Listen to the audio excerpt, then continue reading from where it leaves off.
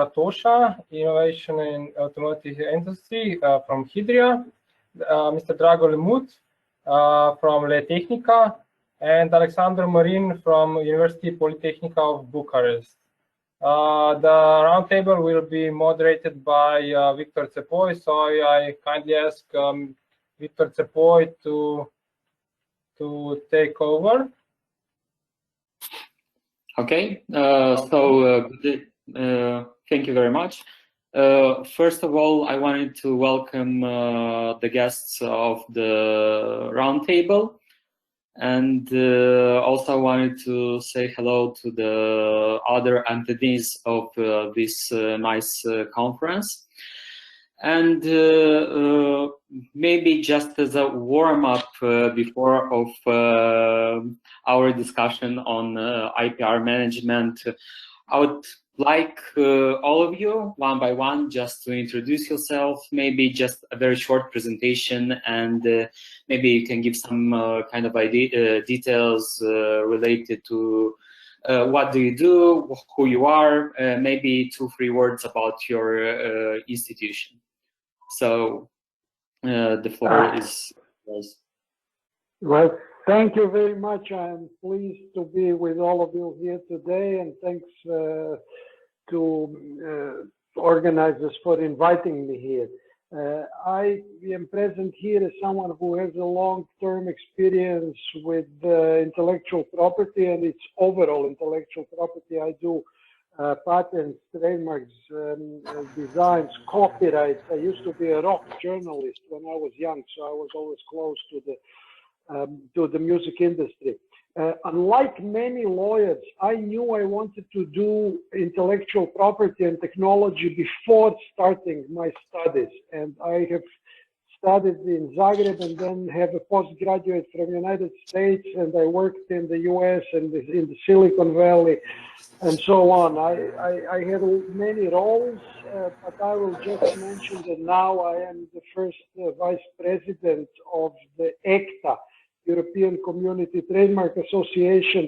I'm also active at INTA, it's International Trademark Association, and so on and so forth. Thank you. Thank you. Thank you very much. Maybe Professor Alexsandru Marin could take the floor now. Thank you very much. My name is Alexsandru Marin. I'm professor at University POLITEHNICA from Bucharest. I'm the director of the Technology Transfer Office. I work in this activity, innovation and tech transfer, for longer than 10 years already. I deal inside the Enterprise Europe network with aspects concerning internationalization for SMEs, and I'm focused on IPR matters. As you see in my business card, I'm a IPR Helpdesk ambassador. That means it's a European Commission initiative to create a facility to be a promoter in front of the companies, SMEs, especially concerning the capitalization of IPR.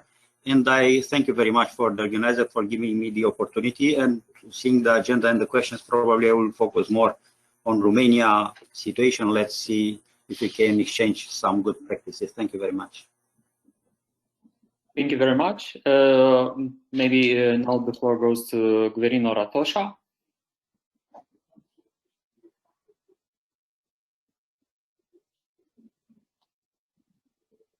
We don't hear you, sorry. Sorry, I switched now on. Good afternoon to everyone. My name is Gverino Ratoša and I come from Hidria. I am Chief Innovation Officer. Internally, I am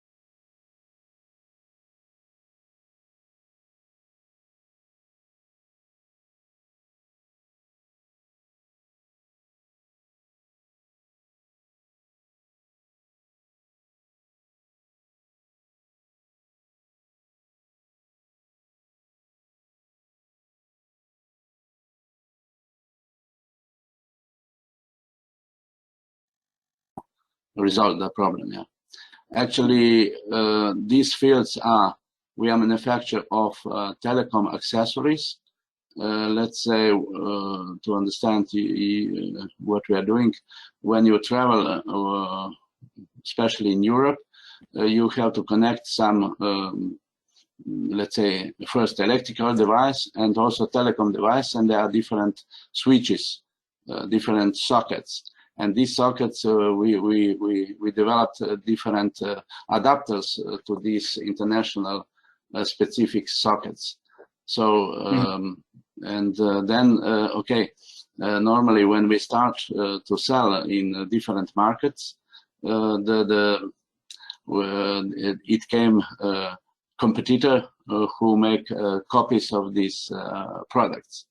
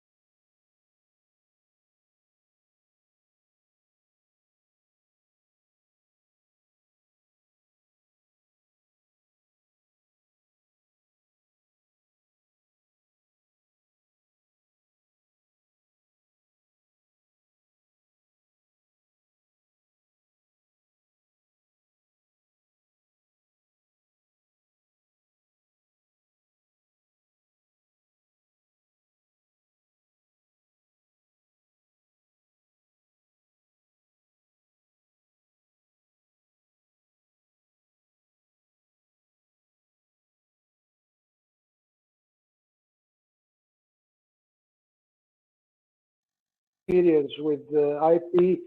I started working on IP cases back in 87, 89. It was still in Yugoslav times. And obviously then without market economy, this was a secondary thing, but there were actually issues already. And even when Yugoslavia was falling apart, I was again old enough to file for the rights in Belgrade still. And then when our countries became independent, I continued, and then it really boomed from the aspect of the foreign owners, foreign right holders had to protect all the rights locally, and there was a lot of work, and markets were more unorderly than in the sense that there was more counterfeiting and things, you know, with brands. And there was a lot of piracy in the copyright arena, and there was a lot of work. Obviously, Croatia has a pharmaceutical industry, and we had patent cases also all along. And I was even having cases against Slovenian companies, both Lek and Krka, and we were representing foreign owners in the courts and so on. Sometimes in the end of 90s, then the government started taking advice on how to ramp up the innovation capability, which was very low. And they took a program with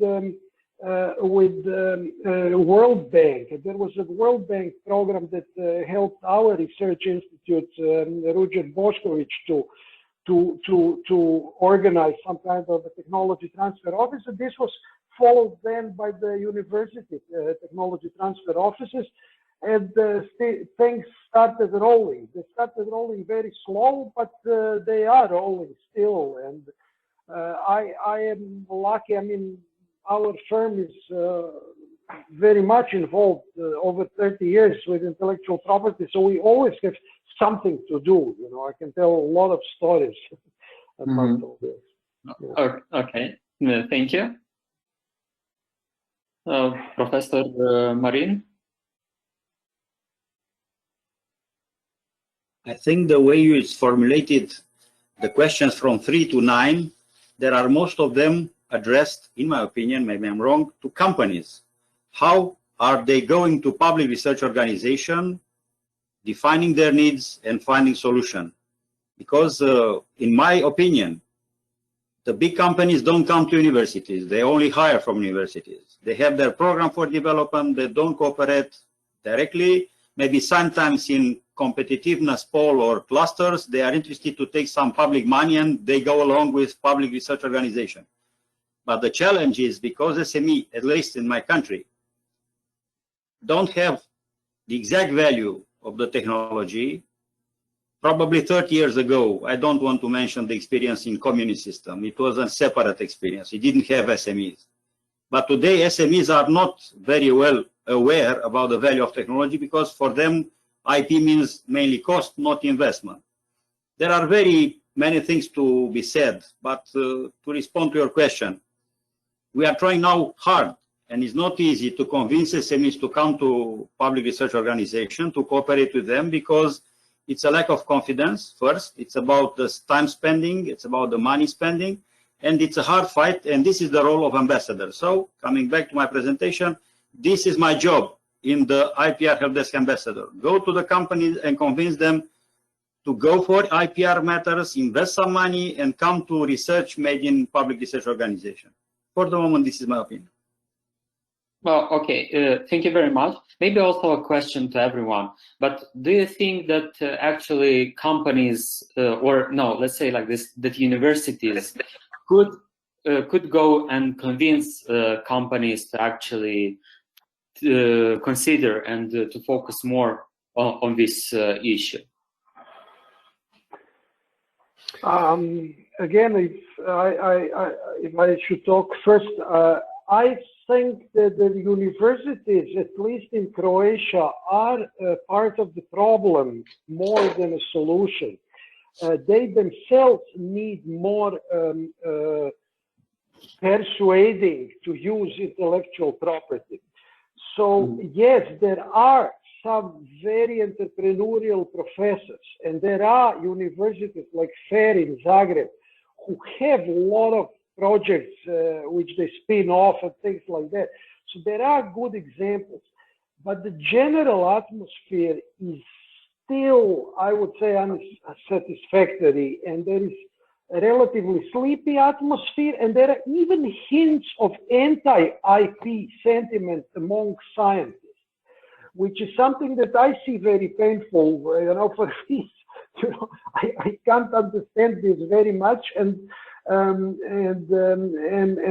looking the missed opportunities to protect IP timely, and even the university spin-offs sometimes carry on these attitudes.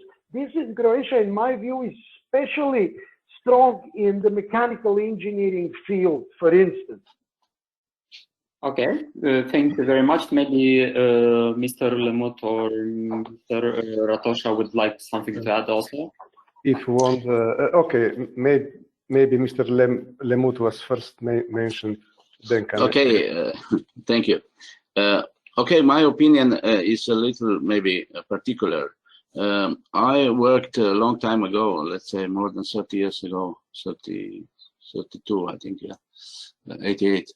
I finished, and I have experience regarding protection of telephone sets. And okay, this telephone set was copied in Hong Kong and then in America, and then after 2 American companies go to the cart who was the first. So when I was independent, so it means 31 years ago, and then later when we do some items, we go to the market, I have this experience already that I must protect what is good on the market. And actually, my experience it is whenever I have done the protection of, and it was written on the particular item, patent or something, this product was not copied. And I have also I had that time also the products which has no patent, no models, and these products was copied, and later I have to fight against who was the first and so on. I have a very good experience in international field that I win all the situations on the card or without card. Yeah, depends. Okay. Please. Okay, maybe a few words. First of all, Hidria is an automotive companies, mean that we supply or we produce the parts for automotive industry. Our main customers, for example, are PSA Group, Volkswagen Group, Jaguar, Land Rover, and so on. This means our main focus is on the electric motor lamination. This is for hybrid drives and so on. Then we produce some cast parts for the steering system and cold start system for diesel engine and some combustion control elements. Okay. Practically in automotive industry, you cannot complete one project without IP protection or at least freedom to operate, because you can invest a lot of money and then lose all or be hostage from the big companies. And for this reason, my first contact, I cannot go so back as Mr. Drago, but anyway,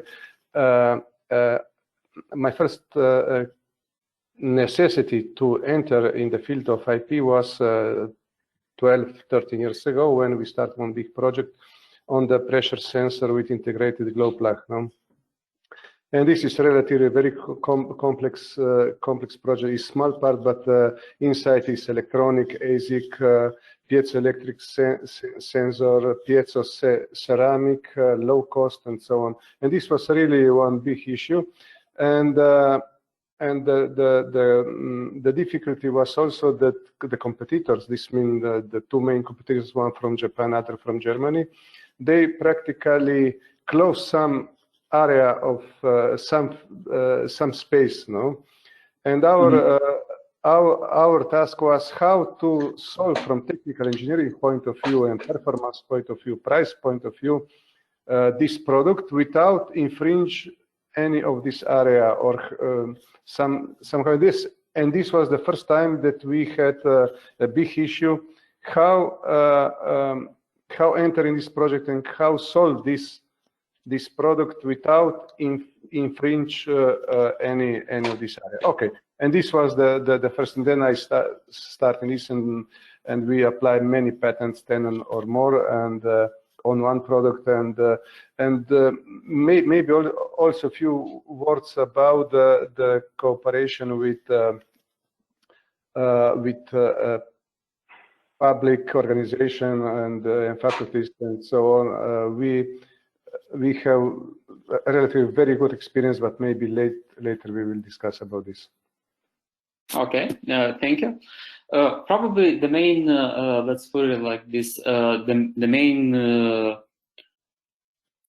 goal, or what we want to understand at the moment, yes, is firstly, if there is in present, yeah, any kind of cooperation between the industry and academia, if there is this kind of cooperation, whether it's a good one, a bad one, and what would be the future of this cooperation between the industry and academia?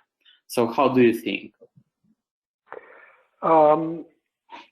Yes, there is. In Croatia, there is. It runs very much along the personal line, you know, the alumni network, the cooperation between professors and the alumni. Some of it is in private capacity, and some of it goes through institutional capacity of the university. Sometimes the professors are retained on some kind of consultancy basis. So it's not always institutional, I would say.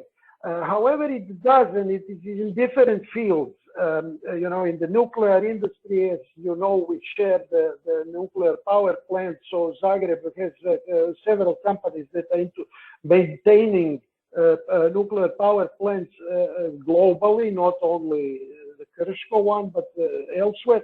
And they cooperate with the university. And same thing, for instance, in the car industry, where we have this fast-growing Rimac car maker, who also works a lot with the university. And it's not only taking in knowledge, but also providing opportunity for specialization for the students and developing educational programs for the university. Obviously, on the coast, also there is cooperation between shipyards and local universities in Split and Rijeka, and so on. So I think there is, but not always with the commercial goal very clearly defined. It's about some kind of a transfer of knowledge, and then the commercial aspect probably remains second consideration, and it's not maximized in a proper way. Okay, thank you very much. Professor Marin? Yes, I want to comment a bit about the Mr. Lemut comment. When you go internationally, it's mandatory to take care about IPR. This is for real, and I appreciate his experience. If you go only nationally, it is not very clear. The second bullet, the PhD students now and postdoc students, we encourage them to be more entrepreneurial. And for this, we have some public funding for doing entrepreneurial education. Because in my opinion, in traditional way, it's only the technology push approach that is practiced in university. That means we do some research, we obtain some results, and then we try to do technology push, but not sufficiently in a balanced way about technology readiness level. Demand readiness level, it's a new concept that's important to have the market approach. So examples you mentioned already, but the issue is like this. Generally speaking, this type of integration between public research institution and SMEs, especially not big companies, is something that means being a part of an ecosystem. Before '89, we had the socialist system, we had the CAER relationships rule, we have the established ecosystem that worked in the communist regime. Today is nothing that replacing it, and efficiently. And most, I think, and I will stop here, my approach, the globalization is very difficult to fight with. Why? Because before '89, in my country, for example, we had big companies.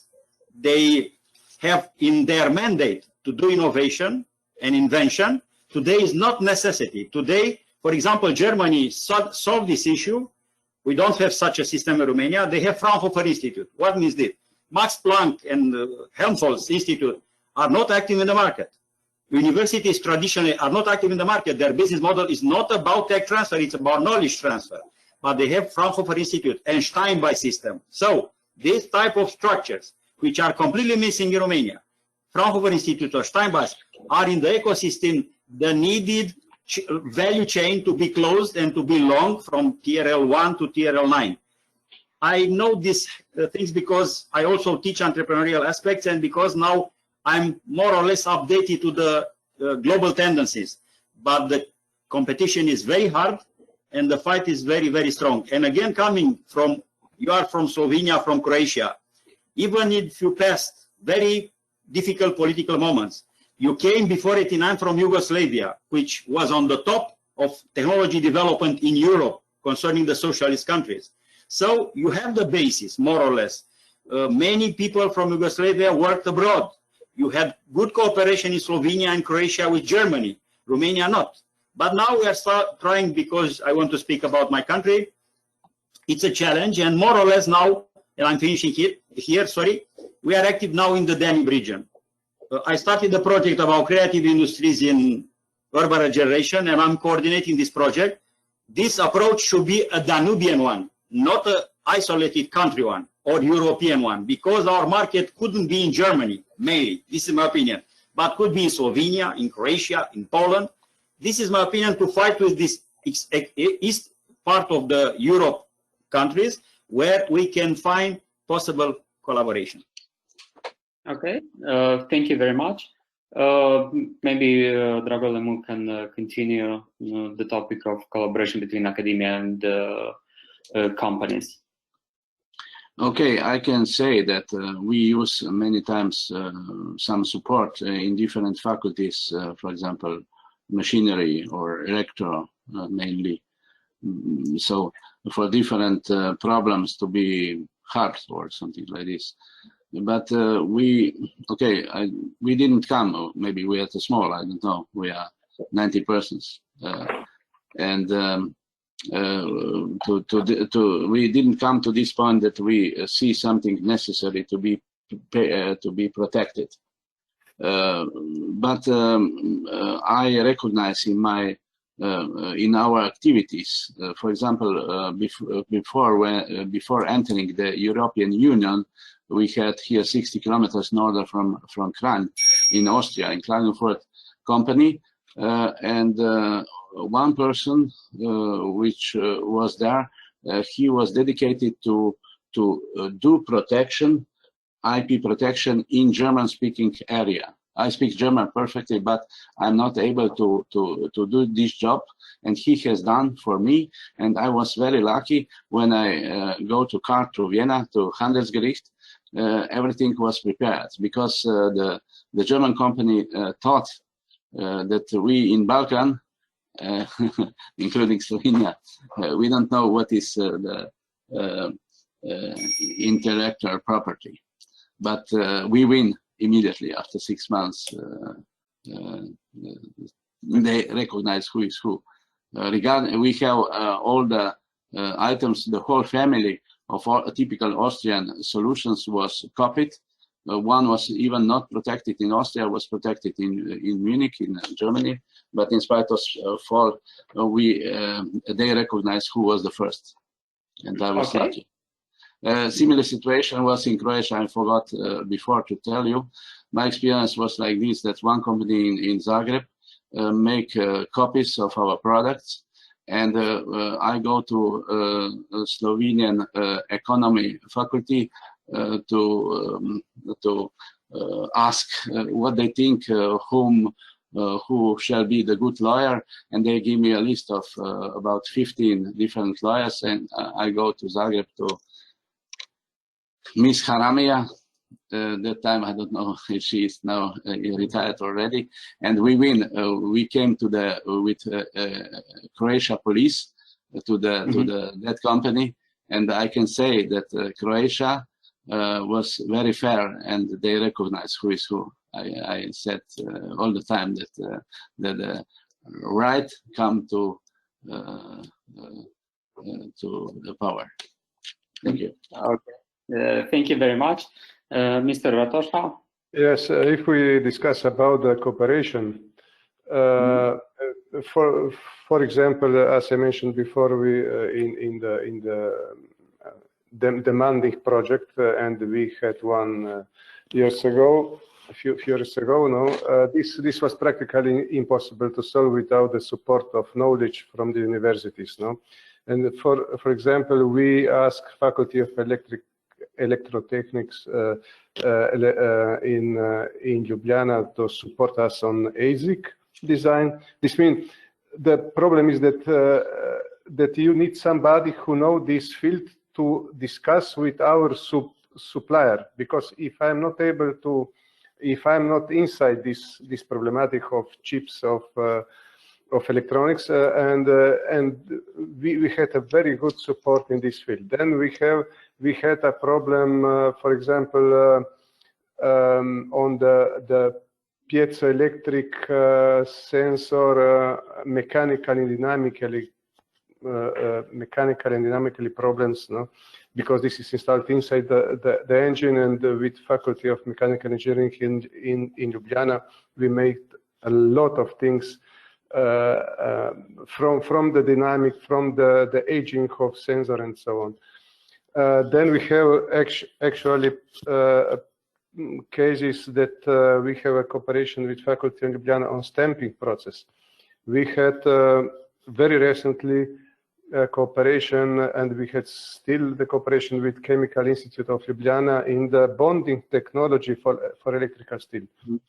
And out of this come also some IP, you know, and later maybe I will somehow expose what I think about this IP, or if it's here the time, I don't know. But anyway, here this is somehow sometimes it's very difficult to share this IP, you know, and this should be very clear at the beginning of the project in the contract how we will do this IP, because IP is nice at the beginning, but later when the years pass and you have, if maybe later we will discuss about this, because I know that.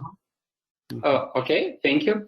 Now let's switch a little bit the discussion toward the role of technology transfer offices and how this link with academia and companies.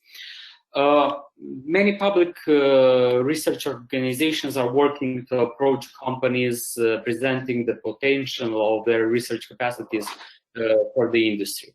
Many of them dedicate special units named Technology Transfer Offices, TTOs, to support and contribute towards enhancing this cooperation.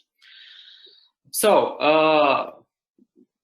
that is, are you acquainted with this? But also I would have two questions, one addressed to Mladen Vukmir, and the other one would be addressed to Alexsandru Marin. So firstly, with Mr. Vukmir, so can you assess the situation in Croatia? Yes, our company is aware of this services in form of TTOs. Yeah, what kind of support do the Croatian TTOs provide for companies, for example? Yes, it's again a mixed situation. I wouldn't say that a lot of companies are aware of the TTOs being established, and they have been established.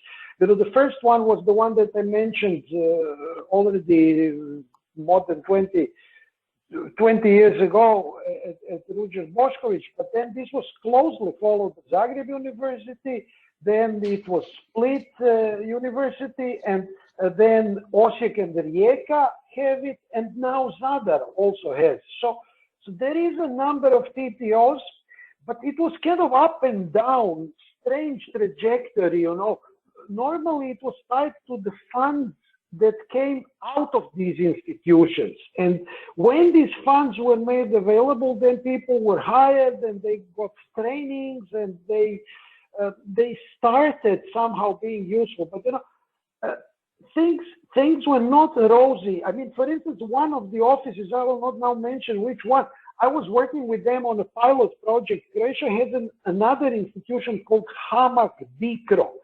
This Bicro is a kind of a innovation support entity, and I worked on a program with them where one of the projects was using the services of the TTO.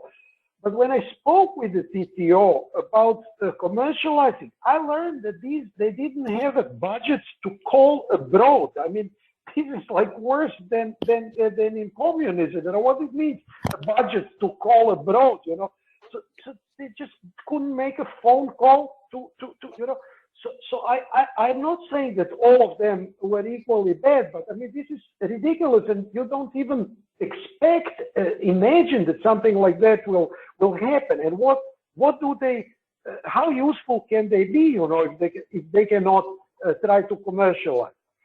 So yes, when you look, if you go on Google and look the technology transfer offices in Croatia, it all looks, you know, pretty well covered. But how diligent and how dynamic are they? it changes through time. Okay, thank you very much. And Professor Marin, the same question, just could you assess the situation in Romania? Are companies aware of the services from TTOs, and what kind of what kind of support do the Romanian TTOs provide for the companies? I didn't know exactly how it will run this workshop, this discussion, because I prepared the material where I presented a special number where I presented the situation of IP matters in Romania. Is not needed if the organizer that I sent it the PowerPoint presentation could distribute it to the all participants. You can see there that I made an analysis on Romania, which is the situation on IPR and about TTO now. In a project financed by a Danube International Program, they had to organize a focus group concerning the knowledge about IP for SMEs and what is the role for TTEs. Exactly the subject was this. As our colleague said, in theory, most of universities have organized this type of TTOs, and even research institutes are, to say more or less officially, have the capacity to do TTO services. But now it's about the results and about the quality of activity, because sometimes the capacity to be a real broker of technology, and if you are acquainted with this terminology, today in the morning during the session we had in the participation, probably you noticed Mr. Jeff Skinner. He was a specialist in tech transfer, and the ASTP, so for professionals in tech transfer, it's a real profession to do technology brokerage. So this TTO should become specialist professional brokers for technology, like brokers for stock exchange. But officially or theoretically they exist. But for real, I want to give a very practical example.